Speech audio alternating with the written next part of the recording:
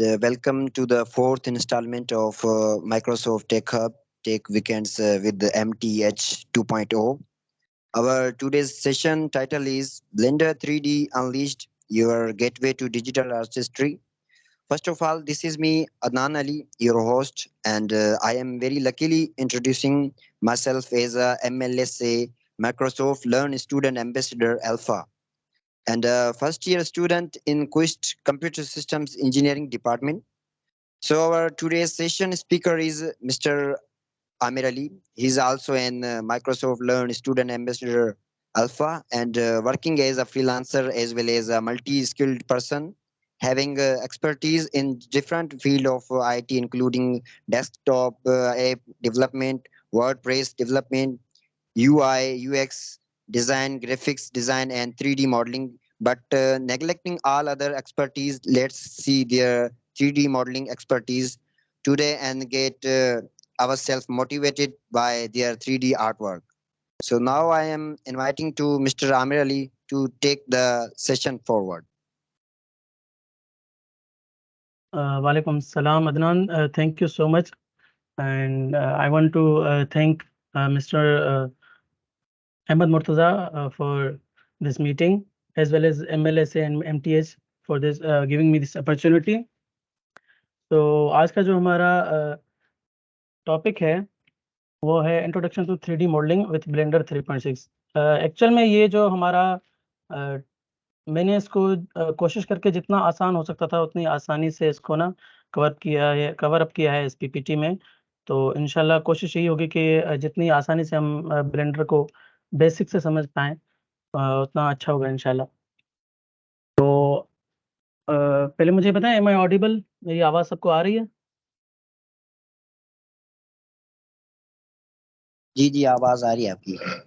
चलें ठीक है। तो आज जो टॉपिक्स हम कवर करेंगे वो ये हैं, उनके कंटेंट्स मैंने यहीं पे राइट कर दिए हैं। सबसे पहला है कि 3D मॉडलिंग है क्या, उसके बाद हम समझेंगे कि ब्लेंडर ही क्यों 3D मॉडलिंग के लिए, फिर उसकी डाउनलोडिंग और इंस्टॉलेशन का प्रोसेस, और उसके बाद ब्लेंडर का इंटरफेस, और फोर्थ पॉइंट के बाद जितने भी टॉपिक्स हैं वो सब के सब मैं कोशिश करूँगा कि हमारे प्रैक्टिकल सेशन में कवर अप हों, ताकि आपको समझ आ सके कि ये काम होता कैसे है। तो हम स्टार्ट करते हैं। सबसे पहला है कि what is 3D modelling. 3D modelling actual में है क्या? इंग्लिश में तो मैंने बहुत कुछ लिख के झाड़ दिया है, लेकिन उसको छोड़ें। हम आसान अल्फाज में इसको कंक्लूड ऐसे करते हैं कि let's suppose I am starting a company, जिसमें मैं कोई भी प्रोडक्ट लॉन्च करने वाला हूँ। उसको हम कोई इलेक्ट्रॉनिक प्रोडक्ट हो या फिर जस्ट इमेजिन कि हम एक प्रिंटर बनाने वाले हैं, प्रिंटर की कंपनी है। मैं चाहता हूँ कि प्रिंटर तो बहुत सारी कंपनियां बनाती हैं, लेकिन I want to introduce a unique design of printer as well as unique quality of this printer. Quality के लिए तो मैं कंपनी से बात करके उनकी इन क्वालिटी बहुत सी चीज़ें मैं बढ़वा सकता हूँ, लेकिन एक्चुअल चीज़ है यूनिक, उसका शेप और उसकी मॉडलिंग वगैरह जो होगी वो भी मुझे यूनिक चाहिए। यानी दूसरे जो प्रिंटर्स की डिज़ाइन होती है उससे यूनिक प्रिंटर्स मैं अपनी कंपनी में लॉन्च करना चाह रहा हूँ। तो उसके लिए मैं क्या करूँगा, मैं डायरेक्ट अगर किसी को भी समझाने जाऊँ अपना आइडिया तो वो उतनी अच्छे तरीके से नहीं समझ पाएगा। तो मैं उसके लिए एक 3D मॉडलर या 3D एनिमेटर या कोई ऑटोकैड यूज़र जो कि 3D सॉफ्टवेयर्स पर काम करता हो, उससे कॉन्टैक्ट करूँगा। उससे अपना आइडिया जब पिच करूँगा ना, तो वो मेरे आइडिया को समझेगा भी, और वो उसको मुझे एज़ अ विजुअलाइज़ करके पहले अपना ड्राफ्ट एक बना के देगा सिंपल सा, और उसके बाद उसको 3D में विजुअलाइज़ करके देगा कि ये आपकी चीज़ फाइनली ऐसी दिखेगी। फिर अगर वो मुझे समझ आती है तो ठीक, नहीं तो वो दोबारा से उसको एडिट करेगा। अब जब तक मेरा आइडिया 100% क्लियर नहीं होगा ना, तो वो 3D मॉडल्स बना के मुझे शो करता जाएगा। जब वो 100% मुझे वैसी की वैसी जैसी चीज़ चाहिए वो वैसी बना के देगा, तब मैं वो किसी कंपनी में दिखा सकता हूँ कि मैं ऐसी चीज़ इंट्रोड्यूस करने वाला हूँ जो कि फाइनली रेडी होने के बाद कुछ इस टाइप की दिखेगी। Are you getting my point everybody? Adnan,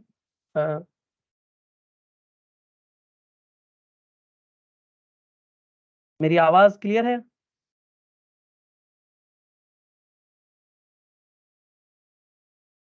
hello? जी आवाज आ रही है अच्छा, आपकी। ठीक है। अच्छा, उसके अलावा अगर हम आसान अल्फाज में बात करें तो आजकल जितने भी हम वीडियो गेम्स खेलते हैं, जैसे शुरू में आती थी I think GTA vice city थी, जिसमें लो पॉली कैरेक्टर्स थे बहुत ही ज़्यादा। आजकल GTA 5 चल रही है, RDR 2 चल रही है, और इसमें जितनी भी चीज़ें होती हैं ना, ये हमारे 3D सॉफ्टवेयर से बनी होती है। तो वो 3D सॉफ्टवेयर में बना के फिर उसको किसी गेम इंजन में लेके जाते हैं और वहाँ पे ट्रांसफ़र करके चलाते हैं, क्योंकि ये सबसे आसान मेथड है। वैसे हम उनको गेम इंजन में भी बना सकते हैं, लेकिन उन्हीं को 3D मॉडलिंग वाले सॉफ्टवेयर में बना के उनको मॉडल करके फिर ट्रांसफ़र किया जाता है हमारे गेम इंजन में, और वहाँ पे उनको यूज़ किया जाता है। साथ ही साथ आर्किटेक्चर का तो आपको पता ही है, क्योंकि वो सिविल से ज़्यादा रिलेटेड है, उसको हम ज़्यादा डीप में नहीं देखेंगे। तो इसके बाद है ब्लेंडर ही क्यों? अब ब्लेंडर की बहुत सारी ऐसी ख़ुसूसियात हैं जिसको मैंने कंक्लूड किया है इन कुछ पॉइंट्स में, कि हम ब्लेंडर ही क्यों यूज़ करें, और ब्लेंडर में ऐसी क्या ख़ास बात है। सबसे पहले तो ब्लेंडर है क्या? ब्लेंडर हमारा 3D मॉडलिंग का एक सॉफ्टवेयर है, जिसमें हम 3D मॉडल्स बना सकते हैं, एनिमेशंस कर सकते हैं, मल्टीपल काम कर सकते हैं हम 3D ब्लेंडर के अंदर। ठीक है, बाकी सॉफ्टवेयर्स हैं जिसमें हम या तो वीडियो एडिटिंग कर सकते हैं, रेंडरिंग कर सकते हैं, मतलब कोई स्पेसिफिक काम कर सकते हैं, लेकिन ये हमें मल्टीपल फीचर्स प्रोवाइड करता है। अब सबसे पहली पॉइंट जो मैंने यहाँ पर मेंशन की है वो है कि हमारा ब्लेंडर जो है वो ओपन सोर्स है और फ्री है। यानी आप इसको किसी भी क्या कहते हैं, ऑपरेटिंग सिस्टम के लिए डाउनलोड कर सकते हैं। ये लिनक्स के लिए भी अवेलेबल है, साथ ही साथ मैक के लिए भी अवेलेबल है, और विंडोज़ के लिए भी। तो आप अगर इसके ऑफ़िशियल वेबसाइट पे जाएँगे तो वहीं पे आपको इसका सोर्स कोड भी मिल जाएगा। अगर आप उसको ज़्यादा डेवलप करना चाहते हैं, अपने हिसाब से चेंज करना चाहते हैं, तो इसको आपको इसका सोर्स कोड, इसकी लाइब्रेरीज़ का सोर्स कोड, सब कुछ वहाँ पे ओपनली अवेलेबल है। सेकंड पॉइंट है active community and development support. तो अगर ब्लेंडर में हमें कोई भी इश्यू आता है तो इसकी कम्युनिटी है वो बहुत ज़्यादा सपोर्ट करती है हमें। जैसे अगर प्रोग्रामर्स हैं हम, ज़्यादातर जो हमें प्रोग्रामर्स हैं वो स्टैक ओवरफ्लो को फॉलो करते हैं, वहाँ पर हमें बहुत ज़्यादा सपोर्ट मिलती है। सिमिलरली ब्लेंडर वालों की भी स्टैक डिजिक्स ऐसा कुछ करके नाम है, वो नाम मुझे अभी एक्यूरेट याद नहीं। तो स्टैक उसके शुरू में आता है। तो वो इनकी कम्युनिटी का पेज है, वहाँ पे जाके हम इनकी सपोर्ट ले सकते हैं अगर कोई भी इश्यू आता है हमें। और थर्ड मैंने बात की जैसे क्रॉस प्लेटफ़ॉर्म की, वो आई थिंक मैंने पहली पॉइंट में बता दिया। और उसके बाद एक कम्प्रिहेंसिव फीचर सेट। अब ब्लेंडर हमें क्या करता है, मल्टीपल एक पूरा का पूरा सूट प्रोवाइड करता है, जिसके अंदर हम 3D मॉडलिंग कर सकते हैं, टेक्सचर्स दे सकते हैं, रेंडर भी हम इसी सॉफ्टवेयर के अंदर कर सकते हैं, उनको हम एनिमेट भी कर सकते हैं। साथ ही साथ इसके अंदर हमें स्कल्पचिंग के भी बहुत ज़्यादा टूल्स मिल जाते हैं। रिजिंग, आपको ये आई थिंक जो स्कल्पटिंग, रिजिंग और इसके अलावा रेंडरिंग और कंपोजिटिंग, ये चीज़ें शायद ज़्यादा समझ में ना आएँ, लेकिन हम जब प्रैक्टिकल सेशन में जाएँगे तो आपको थोड़ा बहुत इसका आइडिया हो जाएगा कि ये कैसे है, ये चीज़ें हैं क्या। उसके बाद हमारा वीडियो एडिटिंग भी इसके अंदर हो सकता है, ठीक है? हम इसी के अंदर वीडियो एडिटिंग भी कर सकते हैं, लेकिन 3D में, ठीक है? 2D में कुछ वर्क कर सकते हैं, लेकिन वीडियो वीडियो एडिटिंग ज़्यादातर हम 3D में कर सकते हैं इसकी। और ये एक्चुअल में है भी 3D के लिए, ठीक है? तो ये हमें एक all in one solution provide करता है, इसीलिए ब्लेंडर बेटर है बाकी सॉफ्टवेयर से। और इसके अंदर एक रेंडर के 2 ऑप्शंस है, वो भी हम लास्ट में प्रैक्टिकल सेशन में समझेंगे। लेकिन इसका एक जो फीचर है वो है रियल टाइम रेंडरिंग, यानी आप जब वर्क कर रहे हो उसी वक़्त आपको रेंडर करके दिखा भी द रहा होता है, कोई ग्लिच, कोई वेट नहीं करना पड़ता हम उसे ईवी कहते हैं। EEE ये हमारा रेंडरिंग ऑप्शन है एक, जो कि हम प्रैक्टिकल सेशन में देख लेंगे। उसके बाद ब्लेंडर को डेवलप करने के लिए 3 लैंग्वेजेज़ यूज़ की गई हैं, सी, सी प्लस प्लस, और इसके अंदर पाइथन की स्क्रिप्टिंग की गई है। जैसे मैंने पहले ही पॉइंट में बताया कि ये ओपन सोर्स है, इसका हमें सोर्स कोड भी मिल जाता है। तो सिमिलरली अगर आप सॉफ्टवेयर यूज़ भी कर रहे हैं तो इसके अंदर लेट्स सपोज़ आप कुछ फीचर्स ऐसे हैं जो कि आपको प्रोवाइड अगर नहीं है, आप चाह रहे हैं कि ये फीचर्स मैं इसमें ला सकता हूँ, तो पाइथन की स्क्रिप्टिंग के थ्रू आप वो फीचर्स इसमें ऐड कर सकते हैं। लास्ट पॉइंट है हमारे ऐड-ऑन्स। अगर आप में से कोई भी वर्डप्रेस से या फिग्मा से फ़ैमिलियर हो, तो उसको अंदाज़ा होगा कि प्लगइन्स उसमें एक चीज़ होती है, जिसके थ्रू हमें कुछ फीचर्स ज़्यादा प्रोवाइड हो जाते हैं। जैसे हम वैसे अगर कोई इमेज या कोई भी ऐसी चीज़ बाहर से डाउनलोड करके फिग्मा या वर्डप्रेस में इम्पोर्ट करते हैं, तो हम अगर प्लगइन इंस्टॉल करें तो वो चीज़ें हमें उसी सॉफ्टवेयर के अंदर या उसी क्या कहते हैं, गेम इंजन के अंदर हमें प्रोवाइड हो जाती हैं। सिमिलरली ब्लेंडर में हमें एड-ऑन्स प्रोवाइड किए गए हैं, जो कि हम इंस्टॉल करते हैं एड-ऑन्स या एक्टिव करते हैं, कुछ इसमें प्री-बिल्ट भी एड-ऑन्स हैं, तो एक्टिव करते हैं तो हमें मल्टीपल फीचर्स ज़्यादा मिल जाते हैं, जो हमें पहले से इसमें फीचर्स हैं, लेकिन कुछ एक्स्ट्रा फीचर्स इसमें हमें मिल जाते हैं। जैसे अगर मैं इसका एड-ऑन का एग्ज़ाम्पल दूँ, कि अगर मुझे कोई बंदा बोले कि मुझे एक गार्डन बनाना है, तो मैं एक ट्री शुरू से स्कल्प्ट करूँगा, उसको पूरा का पूरा डिज़ाइन करूँगा। लेकिन इसी के अंदर एक प्री-बिल्ट एड-ऑन आता है सैपलिन ट्री, अगर मैं उसको सिर्फ़ एक्टिव कर दूँ, तो उसमें सिर्फ़ मुझे एक्टिव करना है और बेसिक जो मॉडलिंग टूल्स होते हैं, वहाँ से जाके ट्री पिक करना है, उसको फुल में कस्टमाइज़ कर सकता हूँ। तो ये हमारे एड-ऑन्स हो गए। तो ये कुछ फीचर्स हैं जिसकी वज़ह से मुझे ब्लेंडर बाकियों से बेटर लगता है। इसके बाद हम चलते हैं आगे कि ब्लेंडर के साथ हम क्या-क्या कर सकते हैं। तो सबसे पहली पॉइंट है वो है हमारी कार्टून डिज़ाइन। तो सबसे पहले यही है कि आपने 3D कार्टून्स देखे होंगे, जैसे ये आइस एज है। तो ये ऐसे बहुत से कार्टून्स हैं जो कि हमारे ब्लेंडर के अंदर डिज़ाइन किए जाते हैं और उनको एनिमेट डिफरेंट सॉफ्टवेयर्स भी पे भी किया जाता है, इसी में भी किया जाता है। सेकंड पार्ट है हमारी 3D कैरेक्टर डिज़ाइन। तो 3D कैरेक्टर डिज़ाइन भी इसी के अंदर हो सकती है हमारी, ठीक है?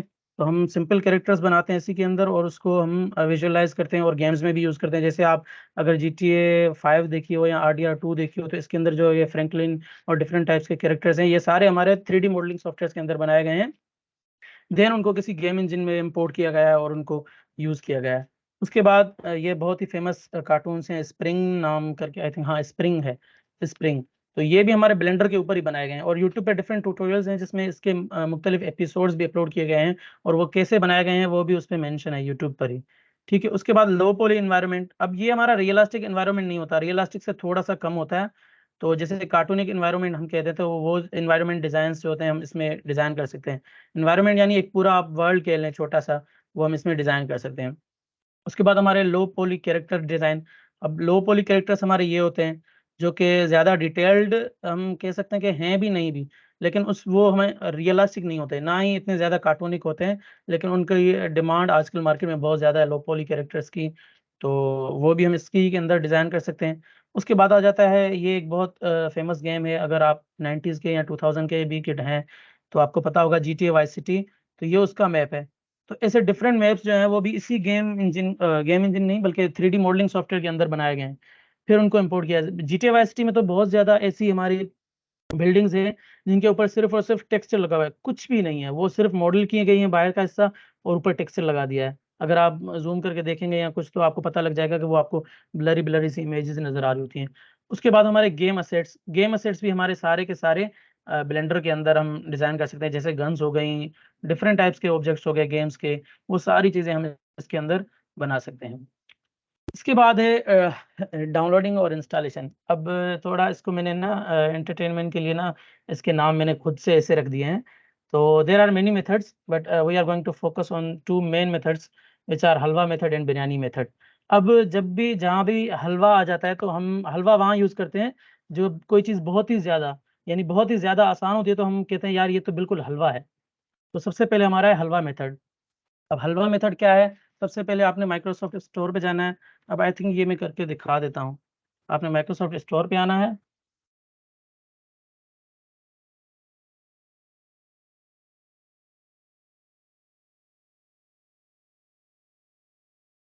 ओके। तो यहाँ पर माइक्रोसॉफ्ट स्टोर ओपन हो गया। इसके बाद आपने क्या करना है, ब्लेंडर सर्च कर लेना है और ब्लेंडर के बाद आपको सबसे पहला वाला जो लिख रहा है, जो मेरे पास ऑन लिखा हुआ है, जब इस पर क्लिक करेंगे, इसके डिफरेंट वर्जन्स हैं लेकिन आपने सबसे पहला वाला करना है क्योंकि ये लेटेस्ट है। इसके बाद आप इंस्टॉल पे क्लिक करेंगे, कुछ भी नहीं करना। आपने इसके बाद कुछ भी नहीं करना, ये आपसे ना कोई परमिशन लेगा, कुछ भी नहीं, डायरेक्टली इंस्टॉल होके आपके पीसी में आ जाएगा। यहाँ पर शो हो जाएगा या फिर आपको स्टार्ट मेन्यू के अंदर वो शो हो जाएगा सारा कि आपका सॉफ्टवेयर डाउनलोड हो चुका है। इसके स्टेप्स मैंने पीपीटी में भी मेंशन कर दिए हैं। तो अगर आपको मुश्किल लगे तो आप वहाँ से भी फ़ॉलो अप कर सकते हैं इसको, ठीक है? मैंने उसमें बहुत जितना सिंपल हो सकता था उसको उतना सिंपल किया है।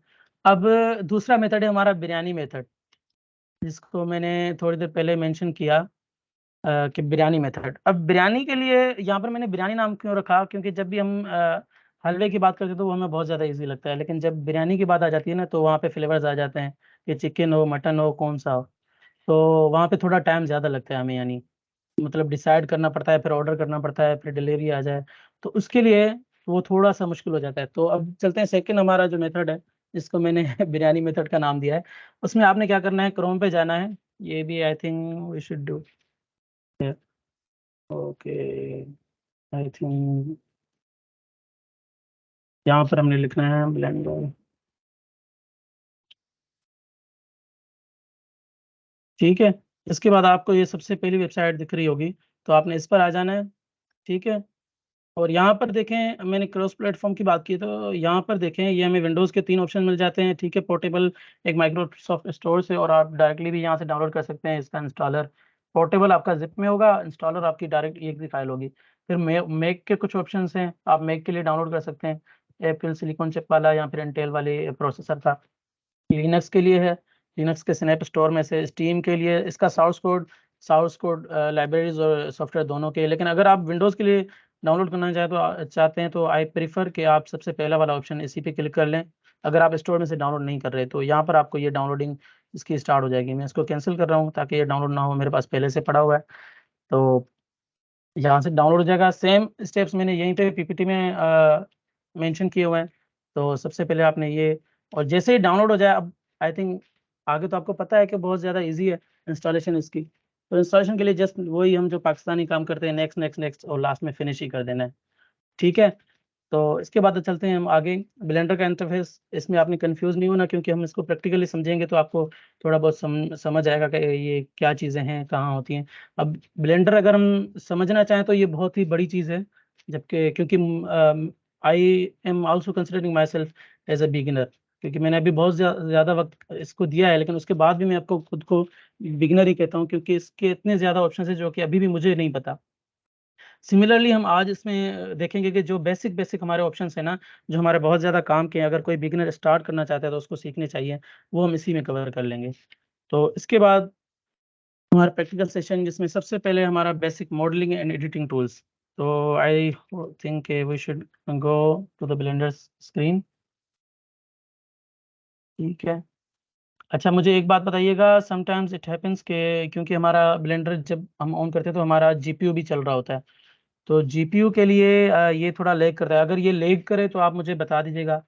लेकिन कई बार ऐसा भी होता है कि इंटरनेट की वजह से भी ये लैग कर रहा होता है आपकी स्क्रीन, जब हम कोई प्रैक्टिकल सेशन ले रहे होते हैं, कोई काम कर रहे होते हैं। तो यहाँ पर देखें, जैसे हम ऑन करते हैं तो ये ब्लेंडर का कुछ इंटरफेस है जो मैंने इमेज में शो किया था। यहीं पर हमारे कुछ ऑप्शंस दिए गए हैं। अगर आपने 3D में काम करना है तो कुछ भी नहीं, सिंपली आपने जनरल फाइल ओपन करनी है। बाकी इसके नीचे बाकी ऑप्शंस है जो भी आप काम करना चाहें, लेकिन जनरल पे जाएँगे तो सबसे पहले हमारा ये आ गया एक बेसिक इंटरफेस 3D का, ठीक है? अब यहाँ पर सबसे पहले इस साइड में हमें मिल जाते हैं हमारे मॉडलिंग टूल्स बेसिक वाले, ठीक है? और यहाँ पर कुछ ऑप्शंस हैं कि हम कौन से मोड में अभी इसको एडिट कर रहे हैं या स्कल्प्ट बना रहे हैं या फिर इसको मॉडल कर रहे हैं। तो ऑब्जेक्ट मोड में हम सिंपली इसको मॉडल कर रहे होते हैं, ठीक है? इसके बाद यहाँ पर कुछ रेंडर के ऑप्शंस हैं हमारे, और इसी के साथ-साथ ये हमारे ऑब्जेक्ट्स हैं, ये हमारा कैमरा है, ये लाइट्स हैं।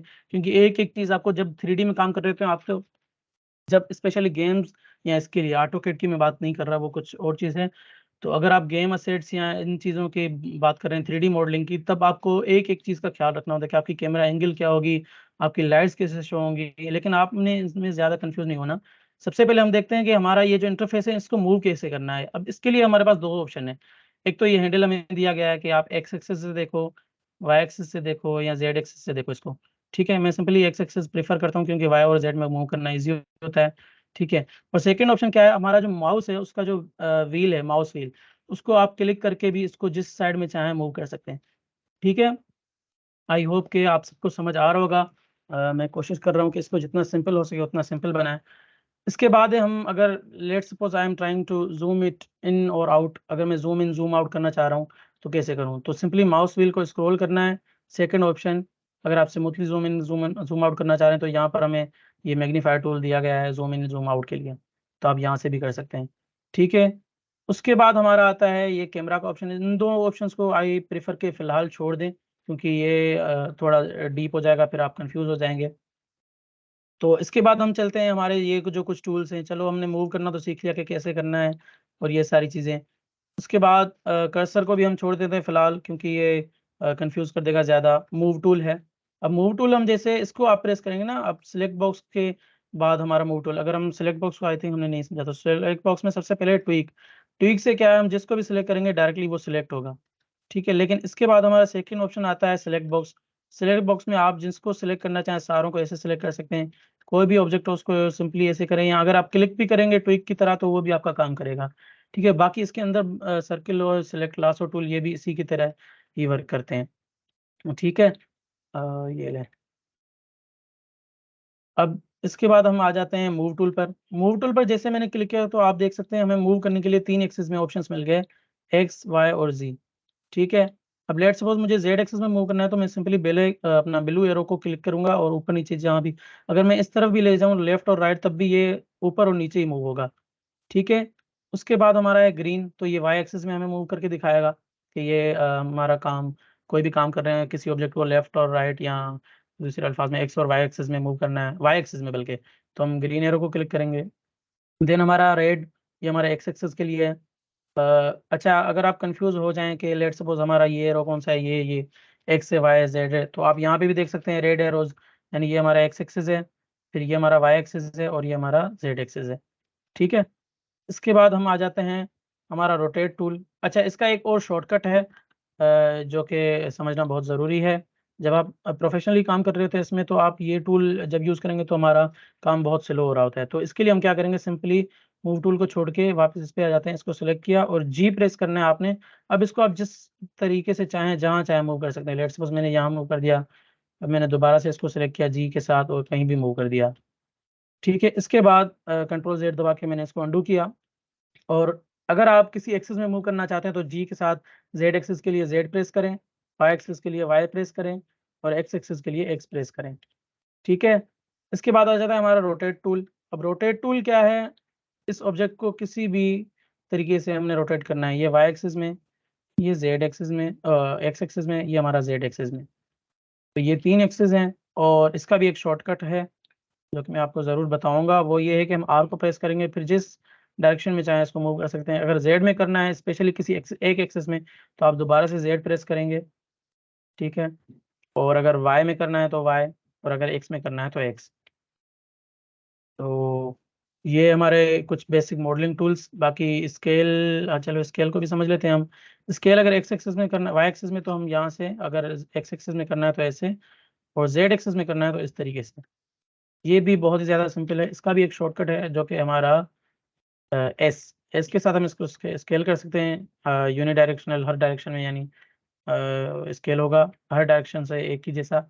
अगर एक्स में करना है तो एक्स के साथ, और एस दबा के अगर वाई में करना है तो वाई दबाएंगे, अगर जेड में करना है तो एस दबा के फिर जेड। तो ये एक्स वाई और जेड एक्सिस में एक्स स्केल का भी ऑप्शन हमारा हो गया। तो ये हमारे बेसिक मॉडलिंग टूल्स हैं। बाकी कुछ इस तरफ से जो रूल्स हैं इनको हम बाद में समझेंगे। ये हमारे प्रॉपर्टीज पैनल है, ये हमारी लेयर्स हैं सारी। मैं इसको डिलीट कर देता हूँ। डिलीट करने के लिए आपने क्या करना है, ऑब्जेक्ट को सिलेक्ट करना है और एक्स प्रेस करना है। एक्स प्रेस करेंगे तो ये डिलीट हो जाएगा। दूसरा ऑप्शन ये है कि इसको राइट क्लिक करें और यहाँ से डिलीट करें, और इसके साथ ही लिखा हुआ है एक्स, तो ये डिलीट हो गया। अब हम आते हैं हमारे दूसरे ऑप्शन एडिटिंग टूल्स पे। एडिटिंग टूल्स के लिए आई थिंक हम एक ऑब्जेक्ट बना लेते हैं सिंपल सा। अब शिफ्ट ए जब आप प्रेस करेंगे तो हमारे पास एक ऑप्शन खुल जाता है जिसको हम ऐड कहते हैं, जो यहीं पे हमारा ऑप्शन है। ये हमारे मॉडलिंग टूल्स हैं, टूल्स के लिए ऑब्जेक्ट्स हैं, ये सारे के सारे हमें मिलते हैं। ठीक है। हम सिंपली क्या करते हैं, शिफ्ट ए प्रेस किया, मैंने यहाँ से एक क्यूब उठाया, जी के साथ जेड एक्सिस में इसको 1 टाइम मैंने ऊपर लाया। अब एक्स एक्सिस से मैं इसको काम करता हूँ थोड़ा सा, और यहाँ से सिंपली मैं एडिट मोड में जाऊँगा। एडिट मोड में जाने के लिए 2 ऑप्शन है हमारे पास। अगर मैं इस ऑब्जेक्ट को क्लिक करके टैब प्रेस करूँ तब भी मैं एडिट मोड में आ जाऊँगा। अगर मैं यहाँ से जाके एडिट पे क्लिक करूँ तब भी मैं एडिट मोड में आ जाऊँगा। और एडिट मोड में हमारे पास 3 ऑप्शंस होते हैं, 3 व्यू पोर्ट्स के लिए या व्यू करने के ऑप्शन होते हैं। सबसे पहला हमारा है वर्टेक्स सेलेक्ट मोड। इसमें आपको एक एक वर्टेक्स सेलेक्ट करनी होगी। देख रहे हैं, अगर एक एक पॉइंट को आपने एडिट करना है तब आप वर्टेक्स सेलेक्ट मोड में आएंगे। लेकिन सेकंड ऑप्शन है हमारा अपना, इसको हम क्या कहते हैं, यहीं पे आ जाएगा नाम, एज सेलेक्ट मोड। अब एज क्या होती है, हमारी पूरी मल्टीपल पॉइंट्स के कनेक्शन, यानी ये एक पॉइंट हो गई, ये दूसरा पॉइंट, इन दोनों का कनेक्शन ये।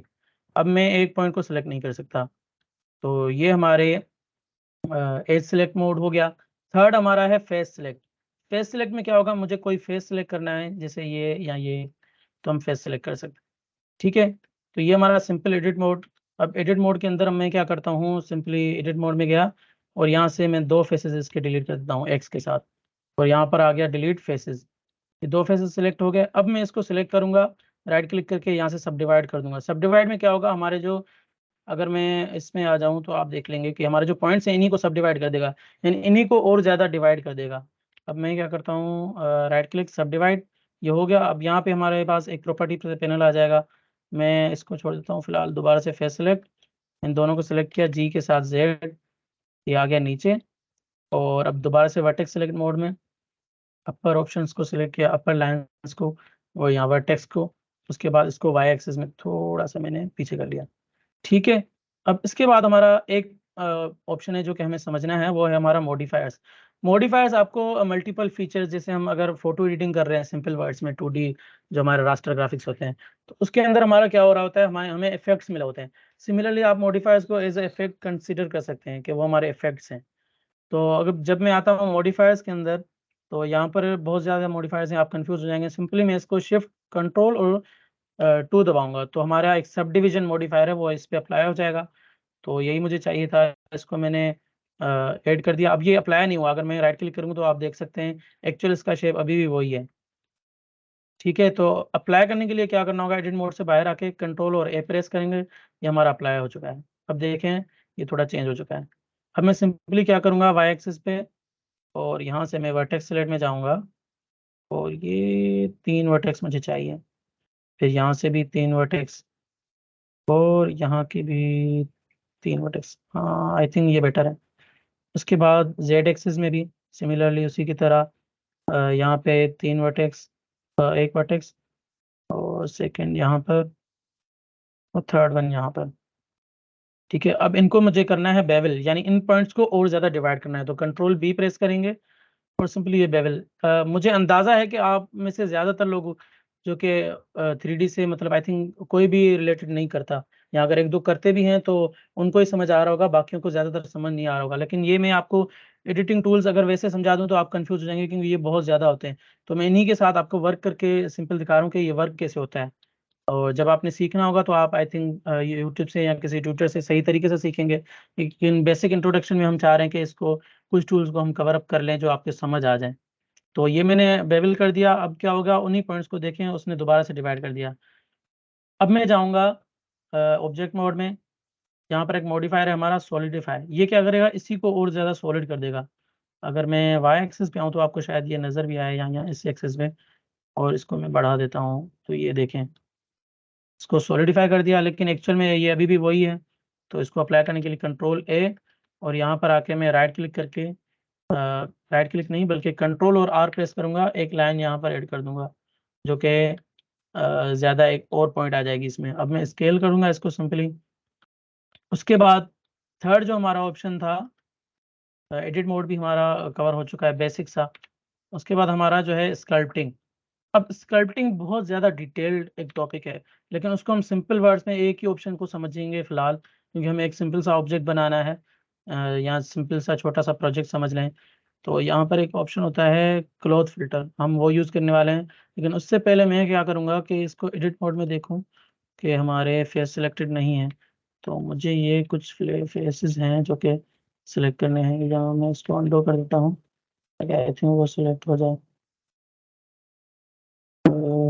दोबारा से एडिट मोड, फेस सिलेक्ट, ये कुछ फेसेस हैं, इनको मैंने सिलेक्ट करना है।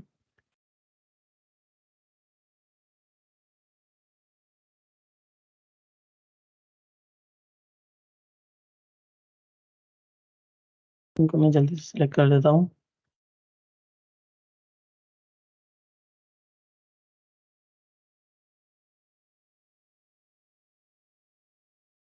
ये सिलेक्ट करने का एक मकसद है कि जब मैं इस पे स्कल्पटिंग करूँगा तो मैं ऊपर से एक ऑप्शन और ऑन कर दूँगा फेसेस के लिए, तो वो इन फेसेस को ज़्यादा क्या कहते हैं, एडिट नहीं करेगा। तो अब हम आएँगे दोबारा से स्कल्प मोड में यहाँ से, और इसके अंदर हमारा है फेस सेट्स। अब ये क्या है, face set from edits mode selection. अब इसने वो फेसेस सिलेक्ट कर लिए, और यहाँ पर मैंने क्लॉथ उठाया था, इसी की प्रॉपर्टीज़, अगर आप किसी भी टूल की प्रॉपर्टीज़ में जाना चाह रहे हैं तो आप सबसे पहले वाले टूल में आएँगे, तो टूल यानी टूल की प्रॉपर्टीज़ ही बताएगा। यहाँ से मैं कुछ ऑप्शन चेंज कर रहा हूँ, इस ऑप्शन में आपने कन्फ्यूज़ नहीं होना, क्योंकि मैं वही बता रहा हूँ बार-बार कि ज़्यादातर लोगों को समझ नहीं आ रहा होगा, क्योंकि ये बेसिक सा सेशन है, तो मैं चाह रहा था कि इसमें एक छोटा-सा प्रोजेक्ट भी हमारा बन जाए। तो इसके लिए ये क्लॉथ फ़िल्टर हमारा क्या करता है, ये हम सिंपली इस जो मैंने एक प्रोडक्ट बनाया है इसके अंदर एयर फिल कर देगा। एयर फिल करने के लिए मैं क्या करूँगा, सिंपली इसको, ये देखें, लेकिन ये उतना मज़े का नहीं लग रहा, तो मैं इसको थोड़ा-सा ऑब्जेक्ट मोड में जाके दोबारा से सॉलिडिफाई मॉडिफायर,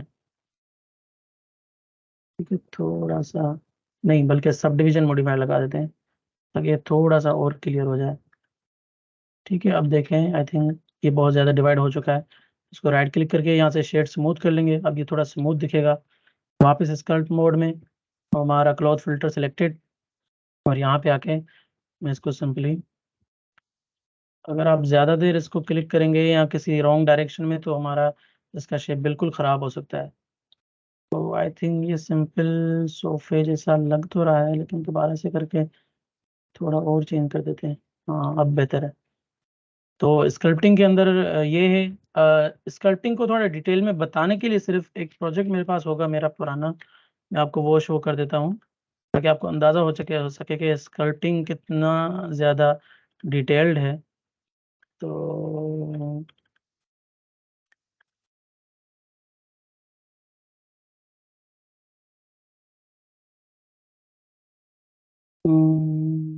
आई थिंक ये होगा।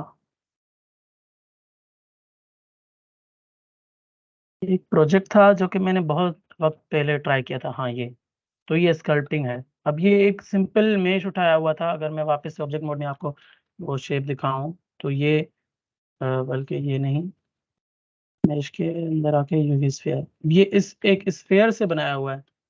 इसको सारा स्कल्पटिंग के अंदर हमें डिफरेंट ब्रशेस मिलते हैं जिनकी मदद से हम इसको क्या करते हैं कि इसको हमने कोई रिफाइन करना है। जैसे एक मिट्टी होती है ना, ये हमें एक मिट्टी के तौर पे मिलता है, जिसको हम डिफरेंट तरीकों से खींच के उसको बना रहे होते हैं। तो ये बहुत वक्त पहले मैंने एक स्कल्प्ट बनाया था, ट्राई किया था, बल्कि सीख रहा था। यानी अभी इस ट्राई के बाद ये मुझे इतना अच्छा नहीं लगा तो मैंने स्कल्पटिंग छोड़ ही दी तकरीबन।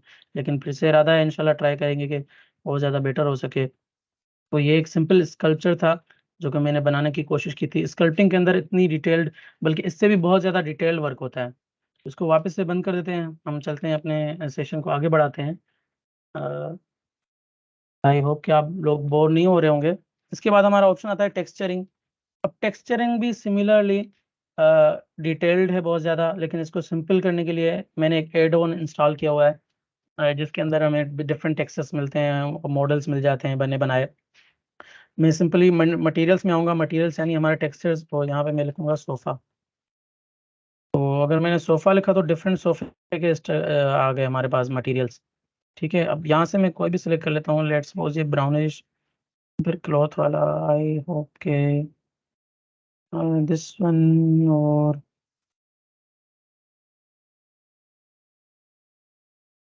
इसको वापस ले जाते हैं यहाँ से, ये ब्लैक,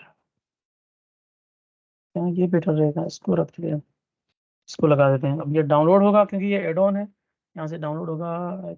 मुझे एक साउंड सुनाई दे रहा है, कोई क्वेश्चन तो नहीं पूछ रहा?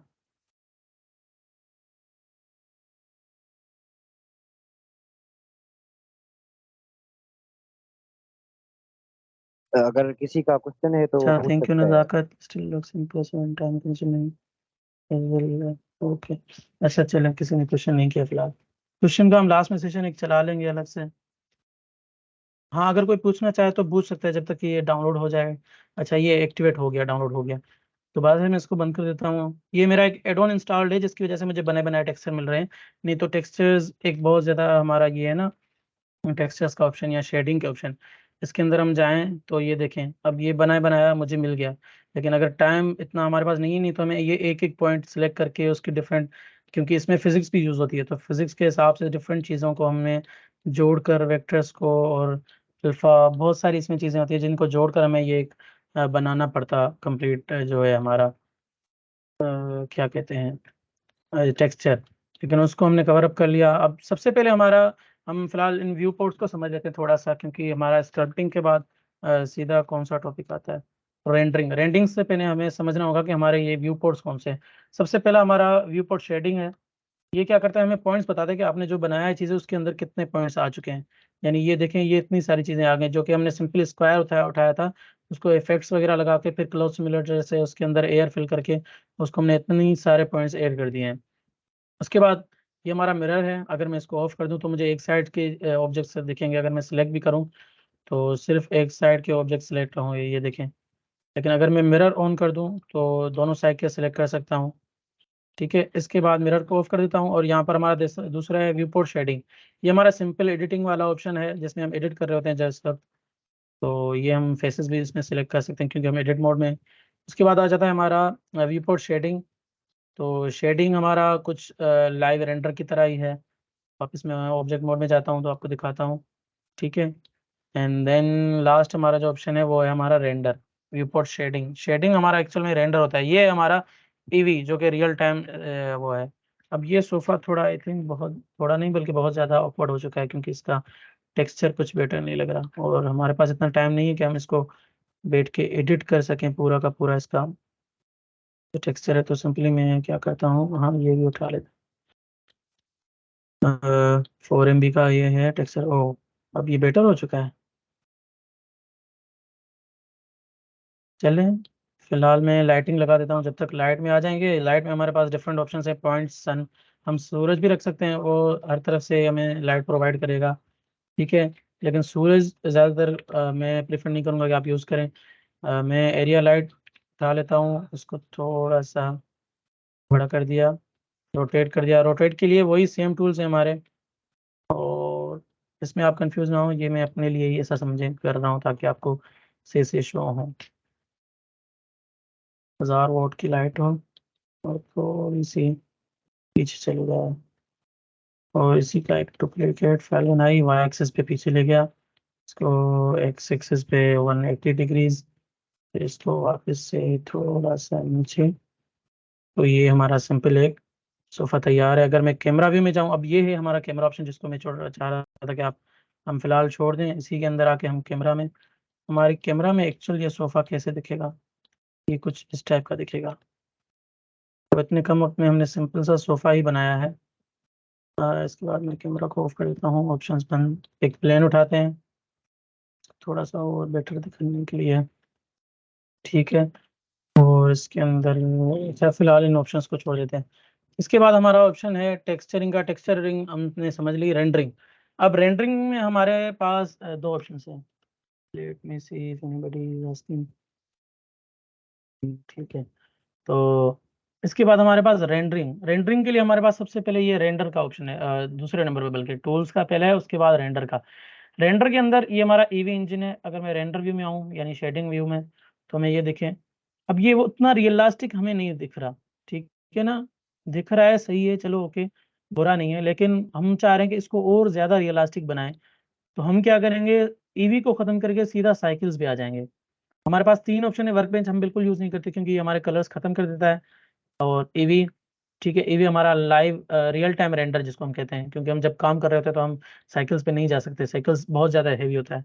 इस वक्त मेरे लैपटॉप में RTX का ग्राफिक्स कार्ड लगा हुआ है, उसके बावजूद ये बहुत ज़्यादा रेंडर में टाइम लगाता है, क्योंकि हमारे जो 3D सॉफ्टवेयर हैं वो बहुत ज़्यादा हैवी होते हैं। अब साइकिल्स पे हम जैसे जाएंगे तो हमारे पास दो ऑप्शंस आ जाते हैं, सपोर्टेड, एक्सपेरिमेंटल, इसको छोड़ दें। इसके बाद डिवाइस, कि CPU से करना है या GPU से। CPU से टाइम ज़्यादा लगेगा, तो मैं GPU पे आ जाता हूँ।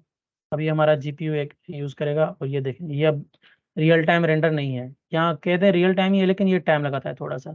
अब ये एक टाइम में 1024 सैंपल्स लेगा इसके, और फिर मुझे शो करेगा। अगर मैं अब आपको इतना डीपली दिखाऊं तो ये कुछ चेंज दिखेगा, जैसे हमें ईवी में दिख रहा था ना, उससे ज़्यादा थोड़ा डिटेल्ड।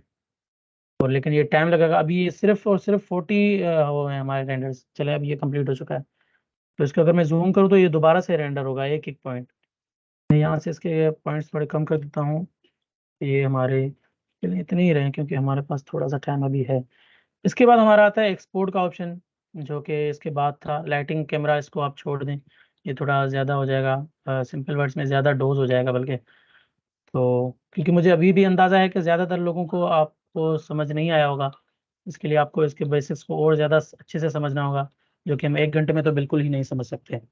इसके बाद हमारा आता है एक्सपोर्ट की ऑप्शन की हम बात करते हैं। तो एक्सपोर्ट के लिए हमें थर्ड ऑप्शन, जो हमारा पहला टूल हमने समझा था, वो कोई भी टूल ले, जैसे सेलेक्ट बॉक्स, तो उसके 2 ऑप्शंस आ गए। फिर रेंडर, रेंडर में भी हम नीचे वाली चीज़ों को छोड़ देंगे, क्योंकि वो बहुत ज़्यादा ऑप्शंस हैं। ठीक है, सिंपल हमारे जो काम के थे वो ये 3 थे। उसके बाद हमारा आ जाता है आउटपुट। आउटपुट में हम एक्सपोर्ट करते हैं। ये हमारे कैमरा, अगर मैं कैमरा पे क्लिक करूँ वापस, तो ये हमें कैमरा शो करेगा कि कहाँ पे हमने कैमरा रखा हुआ है। अब मैं इस कैमरा को अगर मूव करना चाह रहा हूँ कि कर्सर के साथ, तो मैं यहाँ पे इसको एक्टिव कर लेता हूँ फिलहाल के लिए, ये हमें इस तरीके से दिखे। और इसको स्केल कर देता हूँ, इसको थोड़ा सा और पीछे। ठीक है, आई होप के इट इज़ बेटर नाउ। यहाँ पर ये एंगल ठीक है। इसके बाद आ जाते हैं हम यहाँ पर आउटपुट के ऑप्शन में। आउटपुट में हमारा ये कैमरा की लेंथ है। अगर मैं इसको छोटा बड़ा करूँ तो ये आपको दिख रहा होगा। ये हमारी लेंस की, जो कैमरा का लेंस है उसकी वो है साइजेस। इसको भी हम छेड़ते नहीं है ज़्यादातर, तो इसको जैसा है वैसा रहने देते हैं। उसके बाद हम नीचे आ जाते हैं। अगर आपने इसको एक्सपोर्ट करना है तो आउटपुट के ऑप्शन में आना है। आउटपुट आउटपुट प्रॉपर्टीज में उसके अंदर आउटपुट का ऑप्शन है, उसको आपने ऑन कर देना है। उसके नीचे आपको ये फोल्डर दिखेगा, ये हमारा अगर शुरू में स्लैश है यानी आपकी डिफॉल्ट विंडोज डायरेक्टरी जो हमारी सी होती है ज़्यादातर, तो उसके अंदर एक्सपोर्ट करेगा, उसके अंदर एक टीएमपी के नाम से फोल्डर बनाएगा और वहीं पे ये आपकी फाइल सेव हो रही होगी। ठीक है, उसके बाद फाइल एक्सटेंशन इन ऑप्शंस को भी छोड़ दें। फाइल फॉर्मेट्स, अगर आप सिंपल करना चाह रहे हैं कि एक इमेज करनी है तो आप यहाँ से पीएनजी, जेपीजी, बीएमपी या कोई भी सिलेक्ट कर सकते हैं इन ऑप्शंस में से। लेकिन अगर आपने वीडियो करनी है तो आपने यहाँ पे FMP को सिलेक्ट करना है। उसके बाद कुछ ऑप्शंस और आएंगे, उसमें से हमें वो सिंपल कुछ और चीज़ें सिलेक्ट करनी है। तो अब हो गया हमारा PNG ही सिलेक्टेड रहे और इसको हम एक्सपोर्ट करते हैं। एक्सपोर्ट करने के लिए हमें क्या करना है, सिंपल रेंडर में जाना है। ठीक है, इसको मैं थोड़ा सा कलरफुल बना देता हूँ ताकि आपको वो देखने में और ज़्यादा बेटर लगे। I hope it's better. Now मैं इसको रेंडर पे लगा देता हूँ जब तक कि हम आगे चलेंगे। ये हमारा एक्सपोर्ट का ऑप्शन। अब रेंडर इमेज क्या होगा, वो सिंपली एक इमेज रेंडर करके जैसे ये हमें अभी शो कर रहा है ना, वैसे ही एक इमेज शो करेगा, वो एक्सपोर्ट नहीं होगी। लेकिन एक्सपोर्ट करने के लिए आपने क्या करना है, रेंडर एनिमेशन। अब जैसे ही रेंडर एनिमेशन करेंगे तो ये साइकिल्स के ऊपर, अब मैंने इसके सैंपल्स कम नहीं किए तो वही 4096 सैंपल्स लेगा। अभी मेरा RTX ऑन है तो उसी वजह से थोड़ा बहुत ये स्पीड दिखा रहा है, लेकिन नहीं तो वो बहुत बहुत ज़्यादा स्लो और बहुत ज़्यादा टाइम कंज्यूमिंग होता है। ये देखिएगा आहिस्ता आहिस्ता इसकी डिटेल्स और ज़्यादा बढ़ती जाएंगी। तो हम इसको एंड में देखेंगे। हम चलते हैं वापस अपनी PPT की तरफ। तो basic modelling and editing tools हमने समझ लिए। स्कल्पटिंग आपको पता चल गया कि उसके अंदर कितना डीप वर्क होता है। टेक्सचरिंग भी मैंने आपको बता दी कि हमने एडोन से यूज़ किया, अभी उसके ज़्यादा अंदर बहुत ज़्यादा फिजिक्स है तो हम उसको नहीं समझ सकते 1 घंटे के अंदर। रेंडरिंग, वो भी मैंने आपको बता दी कि रेंडरिंग के हमारे पास 2 ऑप्शंस हैं, 3 है बल्कि, लेकिन 2 ज़्यादातर यूज़ होते हैं। तीसरा तकरीबन ना के बराबर बल्कि नहीं होता यूज़। तो ईवी और साइकिल्स जो है हमारा जीपीयू कंज्यूम कर रहा होता है, तो वो रियल टाइम रेंडर हम उसको नहीं कहते ज़्यादातर, क्योंकि वो टाइम भी लेता है, बहुत ज़्यादा सैंपल्स कलेक्ट करके उनको जोड़कर पॉइंट्स को और एक इमेज जनरेट कर रहा होता है बहुत ही ज़्यादा डिटेल्ड। उसके बाद हमारा आ जाता है साइकिल्स की बात हो गई तो ईवी। ईवी जो है वो रियल टाइम रेंडर होता है, वो हमें उसी वक्त रेंडर करके देता है, कोई सैंपल्स कलेक्शन नहीं, कुछ भी नहीं। जो सिंपल है उसको थोड़ा मेट की तरह हम कह सकते हैं कि मेट फर्निश्ड टाइप हमें शो कर रहा होता है, लेकिन वो शो करता है रियल टाइम में। उसके बाद एक्सपोर्ट की हमने आउटपुट के ऑप्शंस भी देख लिए कि कैसे हम एक्सपोर्ट कर सकते हैं उसको। अब इसके बाद thank you all for your attention and time. If anybody got any type of question you may ask, जब तक कि हमारा वो फाइल रेंडर हो जाए। और रेंडर के साथ साथ यहाँ पे मैंने कुछ प्लेटफॉर्म्स दिए हुए हैं अपने, जहाँ पे आप मुझे कांटेक्ट कर सकते हैं अगर किसी को भी कोई क्यूरी है ब्लेंडर से रिलेटेड या किसी भी तरह का कोई क्वेश्चन है MLS से के रिलेटेड या MTH के रिलेटेड। तो हमारे बहुत ज़्यादा सीनियर्स भी अटेंड कर रहे हैं ये इवेंट, जो कि बैच के हिसाब से नहीं बल्कि हमारे MLSC के हिसाब से हमारे बहुत ज़्यादा सीनियर्स हैं और उनकी हमारे लिए बहुत ज़्यादा रिस्पेक्ट भी है। तो आप उनसे भी कांटेक्ट कर सकते हैं। और अगर आप मुझसे कांटेक्ट करना चाहें तो I would prefer those upper two platforms and I would not prefer you GitHub, क्योंकि मैं गिटहब पे ज़्यादातर एक्टिव नहीं होता। और मैंने कोशिश की है कि आई थिंक ये स्लाइड शेयर होती हैं अगर, तो मैंने इनमें अपना कुछ वर्क इसके अंदर अटैच कर दिया है और अपनी थोड़ी बहुत एडवर्टाइजमेंट भी कर दिया है। इसमें कुछ वर्क ऐसा है जो कि मैंने अभी तक अपने इंस्टा पे अपलोड नहीं भी किया, तो मैंने इनमें कुछ अपने आर्ट वर्क्स अटैच कर दिए आपके इंस्पिरेशन के लिए। तो आप वहाँ जाके उनको देख सकते हैं और अगर कोई 3D में इंटरेस्टेड है तो वहाँ से इंस्पायर भी हो सकता है। तो ये गेम असेट है और ये मेरा सबसे ज़्यादा सराहा गया, बल्कि मतलब जिसमें मुझे बहुत ज़्यादा रिस्पेक्ट भी मिली क्विज़ के अंदर, जिससे मुझसे बहुत से लोगों ने जाना भी और जिससे मुझे पर्सनली बहुत ज़्यादा इंस्पिरेशन मिली। मैंने सबसे पहले एक प्रोजेक्ट बनाया था क्विज़ का फ्रंट गेट। तो ये मैं ऐसे ही एज अ टाइम पास या सीखने के लिए आपसे पहले कि मैं समझ रहा था, लेकिन फिर मुझे ना इसमें इंटरेस्ट बढ़ गया, क्योंकि जैसे ही मैंने सबको दिखाया तो बहुत ज़्यादा कुछ मीडिया वालों ने भी सपोर्ट किया। उसके अलावा एक हमारे मैकेनिकल के टीचर हैं, उन्होंने भी बहुत ज़्यादा सपोर्ट किया। और VC साहब और डीन साहब से भी एक सर्टिफिकेट ऑफ अप्रिशिएशन मिला था, तो मुझे और ज़्यादा इंस्पिरेशन मिली थी इससे। तो ये कुछ प्रोजेक्ट्स हैं। होप कि आप सब लोगों को आज का सेशन ज़्यादा बोर नहीं लगा होगा। तो again if anybody got any type of questions you may ask. दोबारा से मैं रेंडर पे चला जाता हूँ, तो ये हमारे 6 ये ज़्यादा एनिमेशंस रेंडर कर रहा है। तो अब मैं आपको दिखा देता हूँ इसका आउटपुट कुछ। नीचे आ जाते हैं, मैं जाता हूँ वापस से हमारे स्पेसी सी के अंदर, और यहाँ पर हमारे पास टीएमपी का फोल्डर, और यहाँ पर कुछ और चीज़ें हैं क्लाइंट्स की कुछ कैसी। ये हमारा साइकिल्स का रेंडर, क्योंकि 1080p था तो उस हिसाब से इतना डिटेल उसने होगा।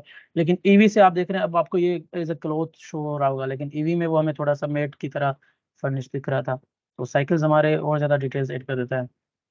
तो ये आज आप अगर इसको एज अ कंसीडर करें, सिंपल हमारा एक प्रोजेक्ट छोटा सा, तो वो भी हो गया इसी के अंदर। और ओके, आपको आज का सेशन पसंद आया होगा। So Ahmed, I think we should start our question answer session. If anybody got any type of questions related to Blender or anything else, I think I would prefer कि आप Blender से related ही आज questions पूछें, क्योंकि हमारा ये 3D modeling के हिसाब से इवेंट था। So if anybody got any type of questions, you may all may ask.